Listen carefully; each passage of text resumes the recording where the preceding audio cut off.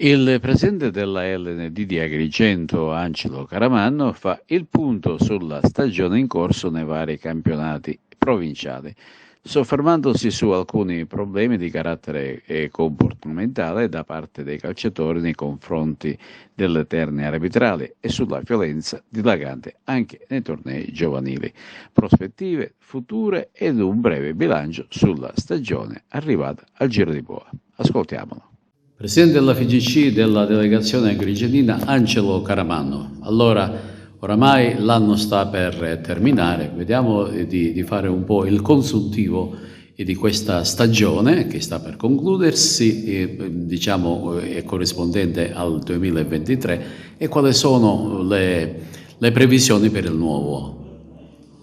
Sì, per quanto concerne le nostre attività siamo al Giro di Boa, stiamo completando tutti i gironi di andata e diciamo che siamo molto contenti dell'andamento dei vari campionati sotto l'aspetto agonistico del divertimento, ma soprattutto della realtà. Abbiamo dei campionati di alto livello e di ciò noi siamo orgogliosi. Partendo dalla terza categoria, un campionato molto bello, molto sentito da tutta la società, e soprattutto un campionato molto leale. Questo ci permette la domenica di divertirci tutti insieme e non avere grosse difficoltà nei vari campi della nostra provincia. Per quanto concerne gli altri campionati, a partire dalla juniores, allievi giovanissimi e settore giovanile, anche lì abbiamo un riscontro molto positivo, si stanno svolgendo tutti i campionati, quindi diciamo che siamo contenti dell'attività svolta da questo comitato e da tutti i componenti della delegazione. Anche idem col calcio a 5, anche se non lo gestiamo noi per la nostra società, partecipa ai vari campionati, anche lì va tutto bene, diciamo che siamo soddisfatti. Siamo soddisfatti e naturalmente vogliamo continuare nel 2024, vogliamo continuare su questa linea, su questa programmazione e quindi speriamo di portare a termine tutti i campionati in questo modo come abbiamo fatto nel 2023.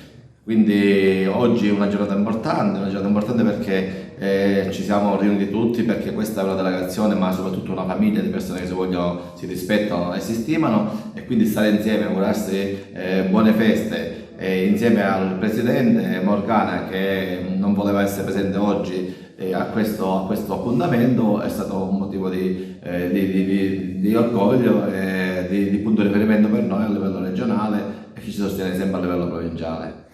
Invece per il futuro cosa bolle in pentola?